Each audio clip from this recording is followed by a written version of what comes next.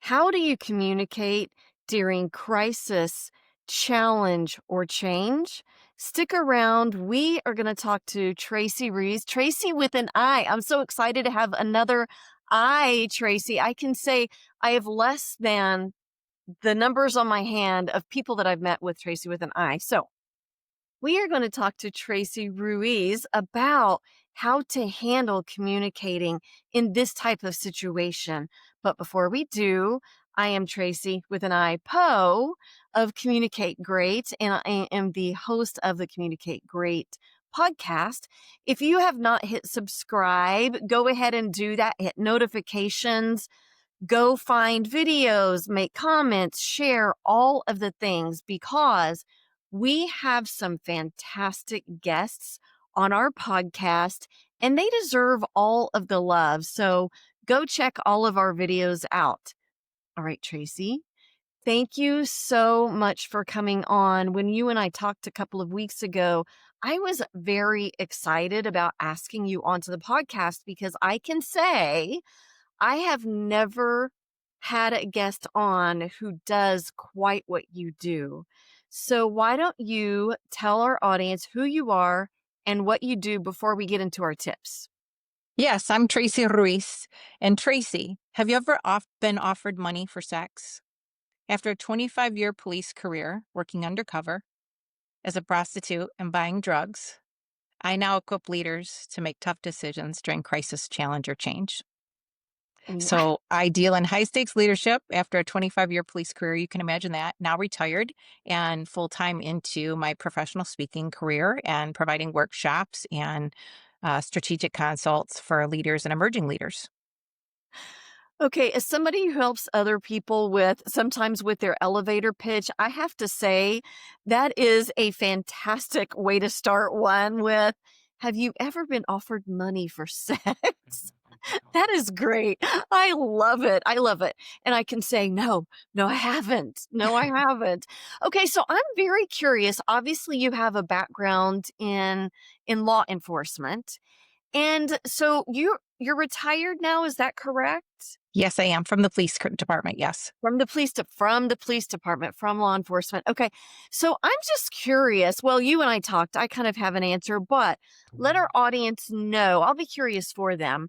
How did you get into what you are doing now and why? I'm going to give two part. And why is it so important to you? So I come from a very close knit Latin family. My grandparents immigrated from Mexico. They had nothing, literally no money, nothing. They were migrant workers, and jobs up, like the way to move up, where the men went into the factories, and a lot of the women did service care, service jobs. And so as they were able to get out of the fields, my aunt and uncles all picked in the fields, and my cousins and I were that spoiled generation.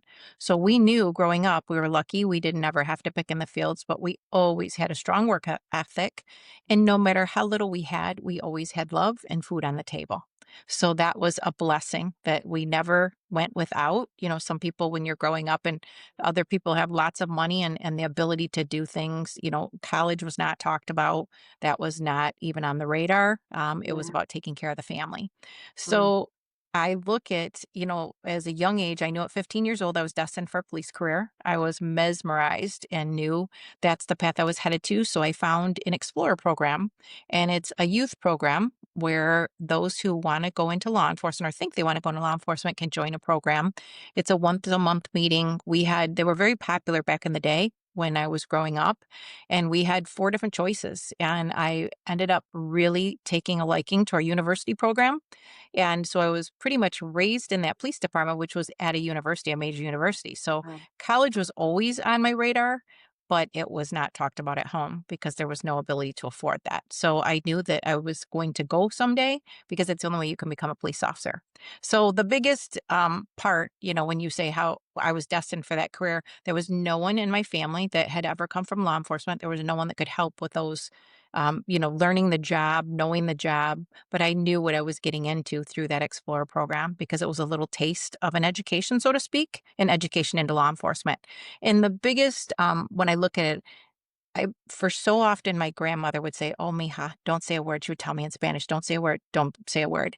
And for a lot of our Latin culture, it's really important that you're not seen or heard because back in the day, you weren't allowed to enter into restaurants. You weren't allowed to use the same bathroom. There was a lot of segregation or prejudice, and my grandparents were extremely religious, so they never talked about what they didn't have or what was them, or they never complained. Wow. But what they did, unfortunately, and a lot of Latin families do this, is where they'll ask you from an older generation, don't say a word because that is your ability. If you are seen, there's a risk that you could be beat or there would be negative consequences. Wow. So back in their day, they thought they were protecting us. But as I was growing up, I just knew that was wrong. No, we need to have a voice. We need to give a voice to the voiceless.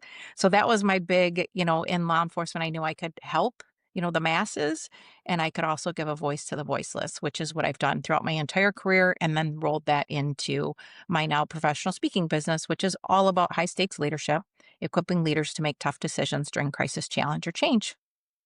Okay, I love that you actually answered my question. I was gonna ask because you said when you were younger, you knew you wanted to go into law enforcement, and I was gonna ask why, but you answered it. I believe that was your answer, that because you knew that people needed to have that voice, and so you entered into this to make sure that that happened, at least within your control. So I love that you already gave me the answer, but I love the heart of that answer. Obviously, communication here, just knowing that people have a chance to say what's on their mind and on their heart, for me, is huge. It's huge. So I appreciate that that is part of your story. Okay, Thank you. so let me ask you, you talked about kind of how you got into it.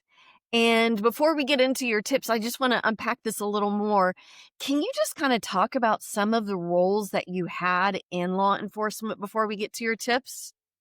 Yes. So at the agency, my first agency that I came from, we automatically started in road patrol. So you're on the road, Okay. and I knew that I wanted to work undercover. That was my first favorite special assignment, so to speak. And I was lucky enough to get there at 2.5 years on the job. So it was Wow. a promotion. Typically, we wouldn't promote or have full pay until 5 years. I was promoted at 2.5 years to a detective and worked actually you become a detective after the year into that, so at 3.5 years, but that was very young that I was able to not only get promoted but to be able to tap out my pay that normally would take 5 years. And when I worked undercover, I really enjoyed that. Again, it was like have you ever thought of being an actress? No, I have Have you not. ever played make believe as a kid? Well, You definitely, definitely. When I was younger, I wanted to be the director or the producer. So I would make my siblings do the different plays. So I had that in me. Well, it's like that. I mean, every day you're going into work and you're pretending to be somebody else. Wow. And my family was extremely religious. I was raised in church 3 times a week in 3 different types of religions. And so it was, I came from that type of a background and really wanted to work undercover. And I didn't go home and talk about the things that were happening at work. It just wouldn't have been anything that my grandparents would have been worried sick all the time. So I just didn't want to do that to them. So I didn't discuss work at home. It was very, very little. But, anyways, going to work and you're able to play somebody else. And I was really a stripper. I was a prostitute. I was buying and selling drugs. So in large quantities, small quantities, depending on which team. I worked on 2 separate teams. So the first one I went to our city team, which is a smaller type drugs.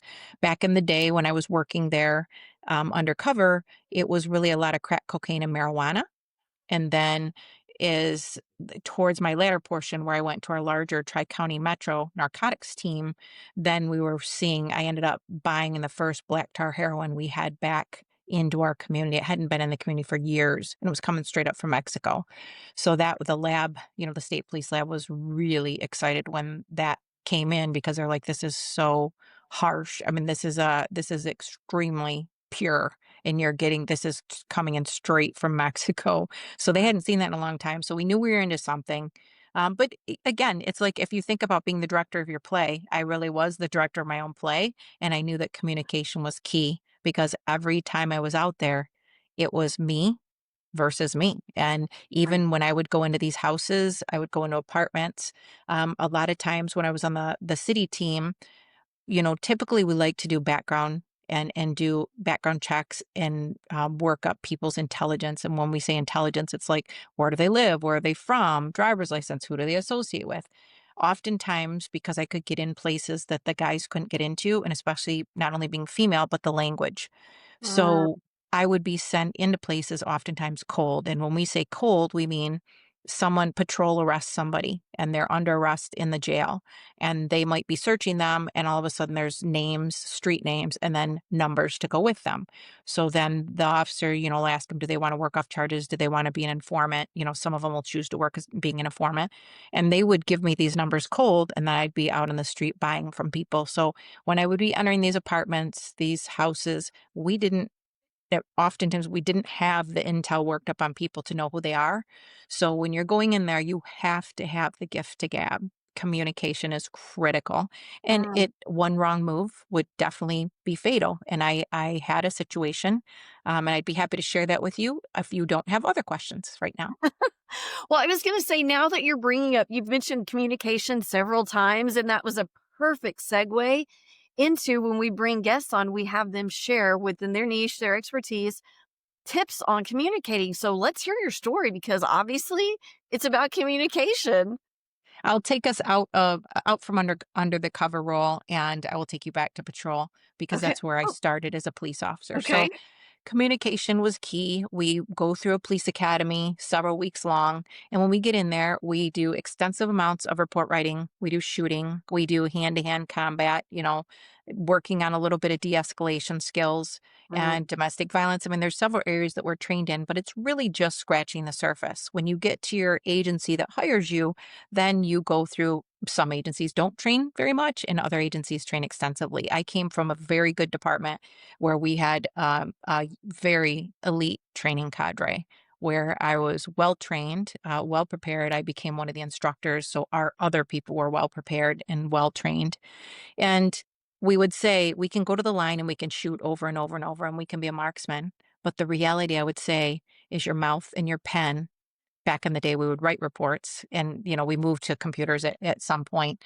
So your ability to gab, the gift to gab was critical because that could be milliseconds between your life or the fate of somebody else's. mm, mm. Wow.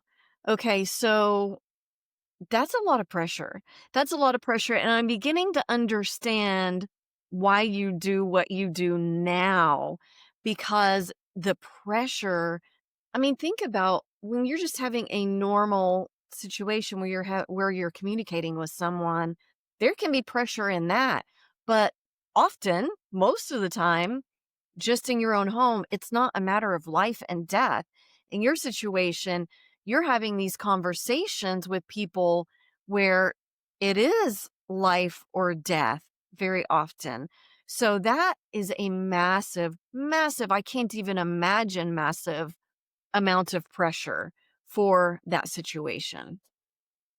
I often get leaders that come to me that, obviously want to hire me for services. And when they come to me, they talk about their pain points and what their stressors are. And I say to them, there's nothing insurmountable. I'm Mm, taking as a commander for so many years. I have been used to training recruits right in our police academy. So, 21 years old in Michigan, you have to be 21 years old to be a police officer, or did at the time. And think about that. Many of them haven't had life experience. no. Some have gone to college, minimal college. Some have associate's degrees, some bachelor's, some master's, but not a lot of life experience. Some Mhm. have been raised in very nice households. They can't empathize or see the other side. And then we have other people that went into that career because they came from a bad environment or a bad home and they want to make it better for others.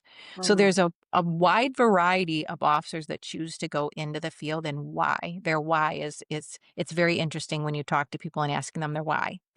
But I just think about, I would say over and over to these recruits, your ability to communicate is what is going to be getting you in with the community and close to that community, because that is my number one. My favorite part of the job was working with our community and still is. I'm still firmly rooted in our community, doing a ton of volunteer work. And I would say to them, you need to get close to the people that you're serving. You need to be able to hear them, understand them, and empathize, and you will have a good career ahead of you. You can make your career anything that you want, but you must have the ability to communicate. So, out of all of the things that we train in the police academy, yes, we train in a lot of different areas. They're very important. But I put a strong weight on a communication. I like that you talk about that there has to be that element of understanding and of empathy in order to communicate well. I really like that you talk about that, especially the understanding aspect of that for sure. Which, if you're understanding, hopefully you have the empathy, but sometimes people don't. So, okay, let's go to how I opened us up for this when we talked about in crisis, in challenge, or in change, because that is what you're doing now. So, walk us through some of your tips on communicating effectively when it comes to these areas. Well, I think another important factor that we need to think about when we communicate is to think about the abilities community. A lot of people have all of their limbs. They have eyes to see, they have ears to hear. But when I trained our officers, and that's why this is an easy shift over, and I don't think I ended that. What I started to say was that leaders and emerging leaders come to me with these pain points, but the reality is they feel like there's no way up at times. And I tell Mm, them, I'm used to training these recruits that are coming straight either from an associate's degree or from college with minimal life experience. What you have to put in front of me is nothing that is insurmountable. We have this. This is easy. And I have to be able to train those officers that when they get out of their training program, so now it's 17 weeks of an academy and maybe a 3-month program, 3 to 5 month, depending on how many trainers we have available. But that's minimal training. If you think about it, it's under a year time period. I need to be able to take those recruits, those young adults, and they have to have the ability to make split millisecond decisions that are mm, the difference between life and death. mm. That's what I do well during crisis, challenge, or change, and teaching leaders and emerging leaders how to make tough decisions. So when they come to me with these problems, so to speak, I say, there's nothing that we can't resolve. There's nothing that we can't get past for your team because your team actually has life experience. They didn't just, most of them didn't just come from, out of college at 21 years old. So that's the first piece that I want to circle back to. But tell me, what would you like me to touch upon now?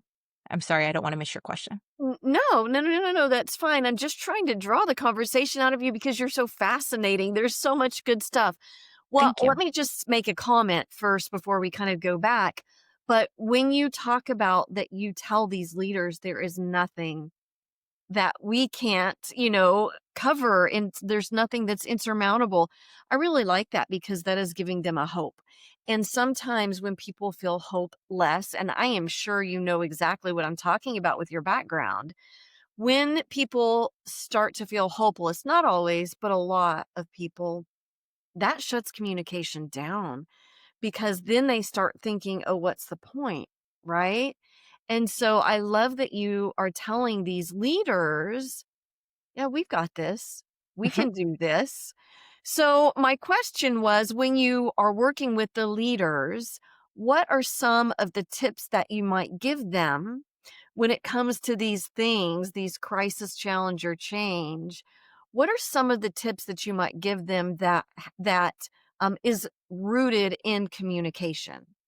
Yes. So some of the tips I would give them, empathy obviously is the first one. That's part of the communication piece is you have to be able to walk in someone else's shoes. So let's say you've been, like I first talked about some college students that maybe their parents paid their college. Maybe they never had to work a job, a real job, and now they want to go into law enforcement. We need to be able to have them empathize with that community that may be struggling. Maybe there's a single mom of 6 kids and they don't know how they're going to buy diapers or they don't know how they're going to put food on the table. Maybe it's a different situation where someone just lost their grandparents. In typical Mexican extended households, Chinese households, some of your minority communities, they live multi generational under one household. And so like with my grandparents would have passed, those were my parents. That was huge. So being able to empathize or put yourself in that situation where maybe you don't have a close family, maybe your family is miles away, maybe you're without siblings, aunts and uncles close by, or you never had grandparents that were alive while you were being raised. It's those type of things that get you in closer to the community, and they know. I mean, I say people watch us all the time as officers and they're reading us. Even the criminals are reading our actions and what we do. Mhm. And they will decide, as you know, like people talk about how many seconds does it take for someone to size you up and make that determination about you? They're going to do that. And the uniform already puts up a barrier. So we Right. need to make sure that we don't put up other barriers. So back to the leaders, I talk about empathy and really listening. The Mm, listening skills are critical. Think about how many times have you gone throughout your day, whether you're calling somebody for a service call. Let's say you're calling on your washer, your dryer that's, went kaput, not working anymore, and you're calling for service. Or let's say you're waiting in line at a grocery store and you talk to a clerk. How many times when you're standing there trying to say something does someone interrupt you with their mhm, comments? mhm. Yeah, It's constant. And I'll wait. I'll just patiently wait for them to finish, and then, or someone will interrupt you as you get 3 words out and already imagining what you're saying. Healthcare, they're burnout, right? You might get someone coming in there and taking an assessment, and they're, like, finishing your words for you after you've only put out 3 words, and you have to correct them, like, "No, that's not what I was trying to say." But exactly. patiently waiting. So there's another. You have to be able to listen to your people, provide empathy, compassion, listen. And then once they share with you what their pain points are, there's some as a leader you're going to be able to help them with, and others you're going to have to pass on to somebody else. It might require somebody that has a different degree or some ability to help them, but at least resourcing. So another communication piece, I think it's critical instead of saying, and there are trigger words, as you know, Mhm. instead of saying, there's nothing I can do for you. How many times do you hear people say, there's nothing I can do for you? That Right, was my golden rule to my officers out on the road. Don't ever, ever, ever show up to a call and tell somebody there's nothing you can do for them because they right. called you there for a reason. Even if it's a civil matter that we don't handle in law enforcement, you can provide them a resource. So there's always something that we can do for them. But to say those words, it's trigger words and it doesn't provide much hope to people. So, No. empathy, compassion, listening, and finding out what is the problem so that you can help them get to the root of the problem. In some of those, I would talk about de escalation skills. So, if someone's really worked up, I would lower my voice. And I would Mm, almost go to a whisper and they can't hear you. So then they start to, I can't hear you. What did you say? And I'd be like, oh, and so they're like, no, I can't hear you. In their rage, they're upset. No, I can't hear you. And I'd go, oh, okay, yeah, yeah. And they say, I don't know what you're saying. And then what you do is they end up de-escalating. They end up calming down and quieting down so they can actually hear what you're saying as well. So that's right. like one of the tips or tricks, so to speak, that I would um, you know, practice out in the field and asking people, my number one when I would meet them, another helper word, as a leader, how can I help? Mhm. 4 words. How Exactly. can I help? And it diffuses so many situations and people will really open up and tell you, like, finally, someone's asked how they can help me. Right, Nobody asked that. right. So, I'm throwing some things at you. I've given you like 4 right now, but I can easily keep going or you feel No, free no, to keep well, asking. let's talk about some of the ones that you just mentioned. When we first started talking and I said something about it, you're bringing the leaders hope by telling them, yeah, we got this. We can do this. We can work through this.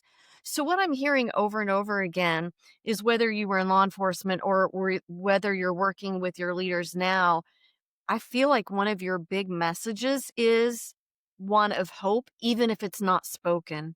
How can I help you? Right? Yes. You cannot say there's nothing I can do because that shuts hope down. That shuts communication down. So that is just one of the themes that I'm picking up from you is just to make sure that you're communicating hope. Hope on Yes. some level. The other thing that I wanted to say is listening is one of my favorite topics within the communication umbrella. which is vast. And so I really like that you do talk about listening because a lot of times, and I'll do a workshop with companies on listening, and what we talk about is listening is not just like, I'm going to say it, you're going to get it, and we're good. That's not listening at all. And listening is actually, in my mind, and I think you would agree, it's a process. It's not an action. And so when you listen, you for me, okay, you got the sender and the receiver. The sender says something, the receiver's listening, but to make sure that they're getting it right, now they ask a question. And now Yes. we're going in circles. And I think that is such an important part of the listening process that leaders have got to understand, and I know that you go over this with them, is just not a one directional thing. So I Yes. really like that you talk about listening. Before you go on to others, do you have anything else, because I love it so much? Do you have any other things that you want to talk about the listening situation? I think it's important, the parroting, that was another, and I have to go backwards and give a kudos to Scott Westerman. He was the former MSU alumni director, and he is the one that taught me that. How can I help? It was those four simple words that I remember him saying long ago, because he was a man who would bend over backwards and help anybody. And I learned that from him. So I must give him credit for the how can I help line. And it worked. I mean, just beautifully. I mean, he was spot Mhm. on. So with the listening, I always go back to the parroting. Like you said, understanding, making sure someone understands. So you and I might be having a conversation or a dialogue, and I'm thinking, oh yeah, Tracy gets what I'm saying. But it's really important to then go back. So when people are venting, and I would often say, oh, so if I understood you correctly, you were saying, and it's just those simple little words that the onus is back on me. It doesn't Mhm. put them on defense, but the onus is back on me to say, here's what I think I heard you say. And then it would give you the ability to say, no, that's not what I meant. Or, yes, that is exactly right. And then they feel like you're on the same page. And then that moves conversation forward instead of Yeah. being hung up. And the other, addressing something when you think you heard somebody, like the listening, you think you heard something, but let's say you didn't get some of the pieces. As a leader, it's important to go back and ask those questions right then and there. Or if there's Mm. a white, we call it the white elephant in the room. If there's something negative that needs to be addressed, address it now before Yes. you're an hour down the conversation. And then it's hard to backtrack and say, well, I really didn't understand you an hour ago, but I failed to ask you, and now I've really got it wrong.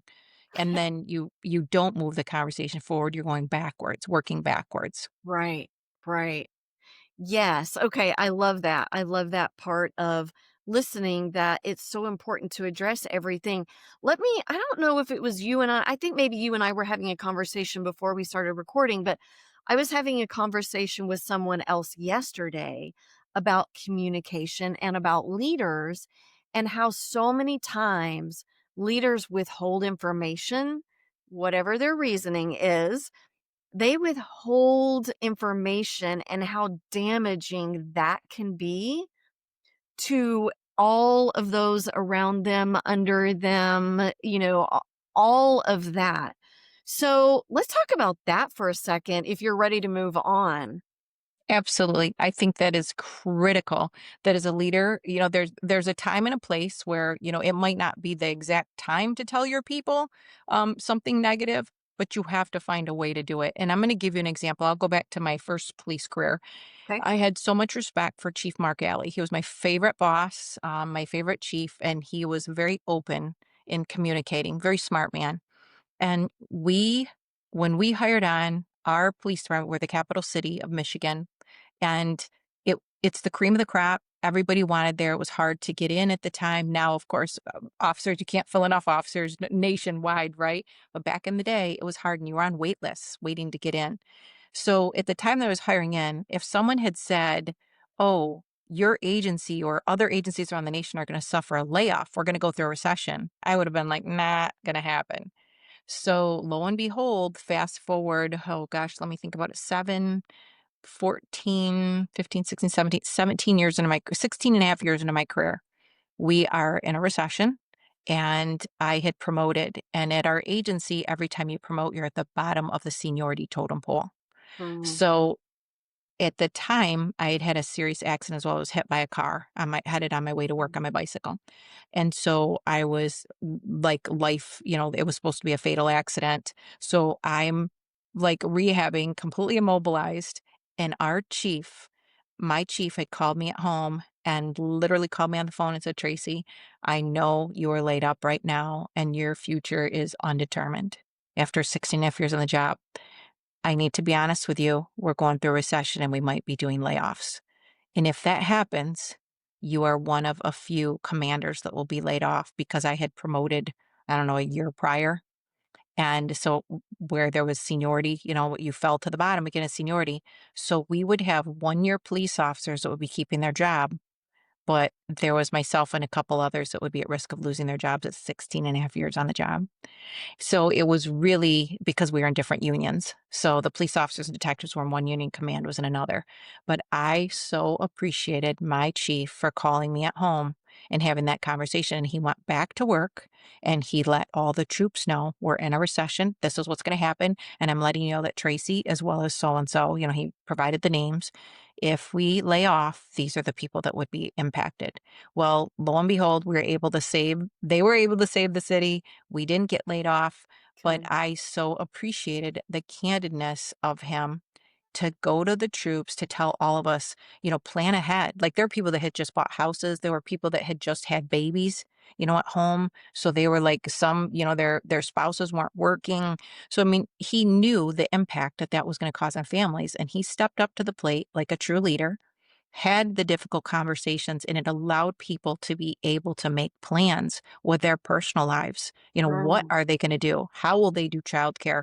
How will they keep their home? How will they be able to feed their families? And so that was a blessing. And I look at that when you talk about leadership, he is one that comes to mind immediately, Chief Mark Alley from Lansing Police, because he had no problems having those difficult conversations. Now I'm going to give you the flip side. He retires a little while later, goes to another job, and another chief is named behind him. That chief, we were still in a recession and people were hostile. I mean, our troops were hostile and they were demanding meetings. The union was demanding meetings. So you're talking about, 200 officers, 200 plus mm, officers that want a meeting. And the chief went into a room and they asked about recession or layoffs. And the chief waffled and said, I don't know. I haven't heard any of that information. No, and didn't give people answers, and then turned around within a matter of weeks to laying people off. And they were so angry with that wow. individual. That person went down as the worst chief in our history. Wow. And that is the difference between a true leader that has those difficult conversations and someone else that steps in and was given a role but had no ability to lead. And I say Wow. that openly without saying a name, because that is the truth, that it gives you the what it can look like, what leadership should look like, and what can happen when it's bad. And that's why when I'm training leaders, their 4 benefits they come out of working with me is the confidence, speed in decision making, trust, and influence. And it's Mm, critical that not only your people, your staff trust you, but that also leads to your influence, your ability to lead them. mhm. I just think that is so huge, that it's the trust factor really, because what I've seen, with my life experience is people begin to get very, very frustrated and mistrusting. And when Yes. you have that combination, it does not make for a healthy work environment. So, okay. All right. Do you have any other tips for us on how to communicate effectively within this scenario of having crisis or challenge or change? Yes, so I'll give you an example of how can I help. That would be another. I think it's really important that if we can diffuse the situation right off the bat with your staff. So whether you're a solopreneur, with a couple employees that are your staff, whether you're on large teams in corporations, whether you're a director, think about how can I help? Those Mm, 4 words that Scott shared. And how it can diffuse a situation. So, as a commander, I was often called to scenes when people were upset. So, if they were upset with the officer would then have to radio and ask for a command officer. So, think about this as a solopreneur, Tracy, or think, our audience who's listening in, whether they lead big teams or small teams. How can I help and what can it can diffuse? So, I'm called to a scene where the officers can't get through to a married couple and they are down and out with no money. But I get called. This is how it'll typically happen is the officer says, hey, and they call you by your badge number. Can you please respond over to so and so? They want to speak to a supervisor. So as I come up, all I can hear is yelling, screaming, screaming, screaming, screaming. And this man is so angry. And so when I walked up, the officers couldn't get through to the person. And I sat back and watched for a second, let the officers do their job. And when it was apparent, and the one officer just kind of looks over at me like, I've tried, there's nothing more I can do. And I said to the gentleman, as he's yelling, I said, how can I help? Mm, And immediately he stops yelling and he says, you are the first person to ever ask me how they can help. And he's like, I'm so angry. We can't make rent. We can't pay our bills. And the wife was right there. They had one, if you can believe it, they had this little motor scooter. And they only had one moped between the two of them, and they worked opposite shifts. The mm, moped was stolen. And so the wife couldn't get to work and they mm, couldn't make rent. She had to go to work. mm, So he is spewing and he says, how, I said, how can I help? And he said, how you can help, how you can help. No one's ever asked me how they can help. And then he, like I said, he just diffused and he said, I need that moped. We can't get to work. We're not going to be able to make rent. We're not going to be able to buy food. And so I mm, said, okay, sir, here's what I'm going to do. Here's what I'm going to do. You give me all the information you have on this moped. We're going to put the information out to the other troops and we're going to be out looking for that moped. And he's like, oh, yeah, right. In this big city with everything else you have to do. And I said, I promise you, I give him my word. And I said, and in the interim, we're happy to take your wife to work. Let us know. We'll give her a ride and we're going to be looking for the moped. So I think he was diffused, but it's kind of like half believing. Well, we took her to work. She gets a ride from one of the officers that they were yelling at. The officer, does his job properly and takes her to work. And we go searching where we knew a lot of these mopeds were getting dumped. And sure enough, we found their moped and it was undamaged. He was able to get it back. And the man just cried. I mean, and this is like, I mean, they were probably in their mid 30s, but he started bawling when we showed back up. And again, I had the officers go deliver the moped so that he's not seeing me deliver the moped. It's the officers that he originally was yelling at. And it breaks down those barriers and mm, really establishes that trust. Or when he didn't know, I'm sure when we left his apartment, it's like, yeah, right, you're going to look for my moped. But we did. We found it hours mm, later. She had a ride to work and they were able to continue to get their paycheck. So that's one mm. example of really, how can I help? And listening. You have to listen to what your troops, what are your teams telling you? What's their pain point? And then knowing how to work your resources. Right. Okay. And so this is something else that I often do in the Communicate Great podcast. And that is when people talk about work situations, I often bring it over into the home situation because we have a lot of people who listen who are in business, but we also have people who listen who are stay-at-home parents or retired. And so I like to bring it into the home. And you have given us something beautiful in the how can I help? This is such a huge tool that people can use in their own home when someone is sad or frustrated or whatever, just stopping and saying, how can I help? Right? So I love that you brought that up because it fits in whatever situation you're in.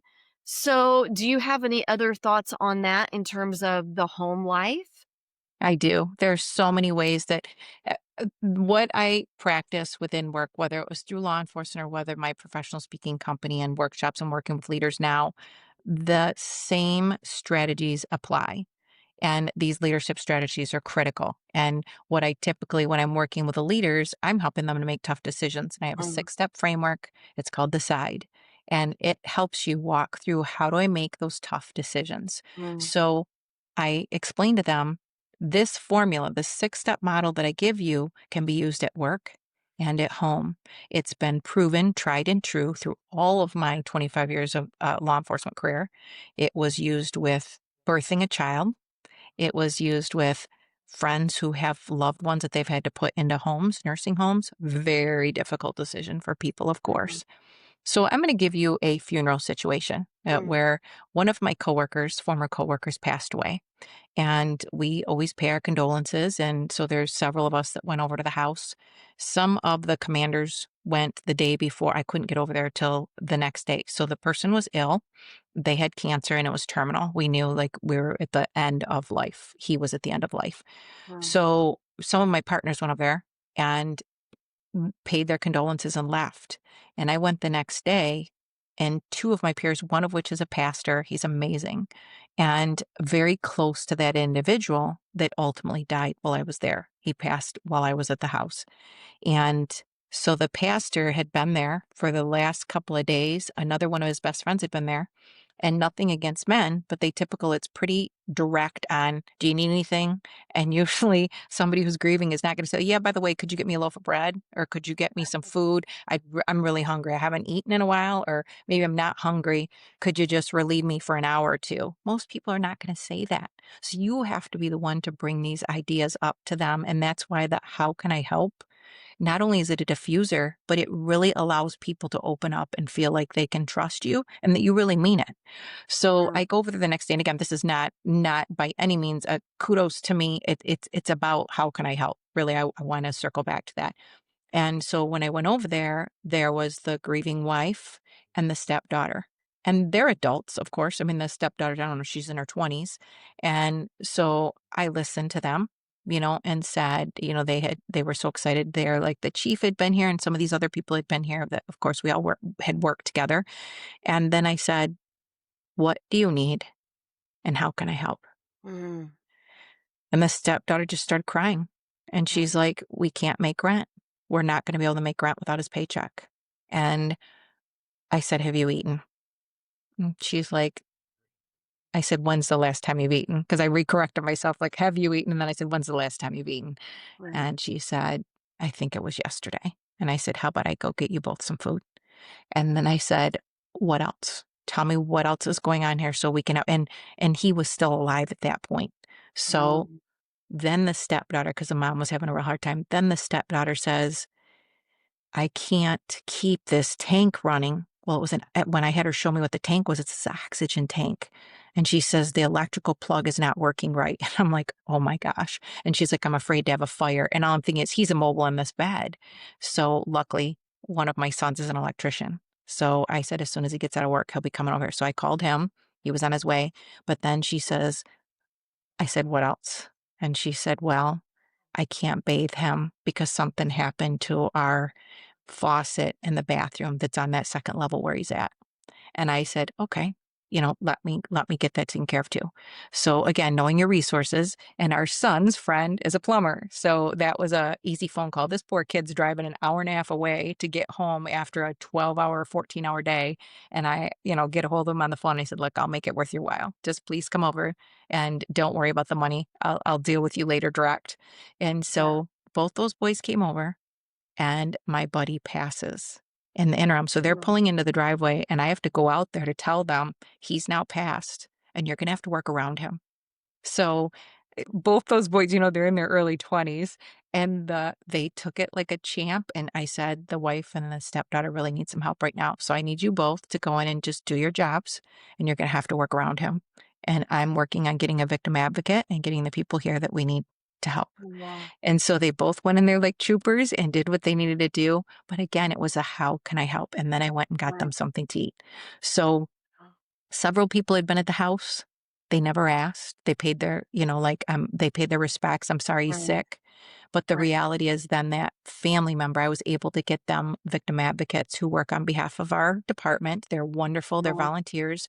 They know all the resources. They can help with funeral planning and everything else that's needed. So Wow. that's another example where in a personal situation, an off-duty situation, in a home life situation, you can see how can I help? It really opens the door to conversation and communication. Right. Wow. That is such a powerful, powerful tool that you share with people. I very much appreciate that you brought that up because I know that that's gonna help a lot of our listeners just to think of that. So, okay, before we close out, is there anything else that you wanna share with our audience? Any other tips? Do you wanna let them know how they can get in touch if they have questions, maybe wanna think about working with you? What do you have as we close out? Yes, I would be happy to share. People are more than welcome to connect with me on LinkedIn. That's where I have right now. So, for the audience's laughing pleasure, I was hacked a couple weeks ago, my website. So, they're going to have to get a hold of me on LinkedIn. So, I'm working that out right Mm, now, but I will have a website up and running in a little while. So, right now, LinkedIn is the way to connect with me. I'm okay. happy to help if they have questions about services. I do have in my About section of LinkedIn, it kind of tells a little background of equipping leaders to make tough decisions during crisis, challenge, or change. I offer Mm. 3 different programs. It can be keynotes, it can be workshops, or it can be one on one strategic advising for crisis, challenge, or change. And my targets or my clients are usually leaders and emerging leaders. So that's a little background on if someone was interested in my services or how to get a hold of me. I welcome any connection. If listeners have questions, further questions about communication or what we've talked about today, it's not just today. It doesn't end with our podcast at this time. The conversation can continue. I love that. Okay, so just before we close out, do you only work in person with people or do you do virtual mix? What does that look like? Thank you for asking. Yes, I provide keynotes, workshops, and I also have virtual programs. So it's both. I do in person and I travel internationally. So it's not just tied to the United States. So it's other countries as well. Yeah. I love that you mentioned that because we actually do have some people that are not in the US that listen. I'm not sure how they found us, but they're they're in our metrics. So who knows? Who knows? But Traci, thank you so, so much for coming on. And we will put your LinkedIn information in the show notes. And I just appreciate your time and your fascinating stories and breaking it in with have you ever gotten paid for sex or whatever it was that you said. That's exactly So, right. so thank you so much. And everybody, we will see you next time. And again, if you have not subscribed, go hit subscribe, notifications, share, comment, all the things. All right, everybody, we'll see you next time. Bye. Thank you, Tracy. Goodbye, everyone. You.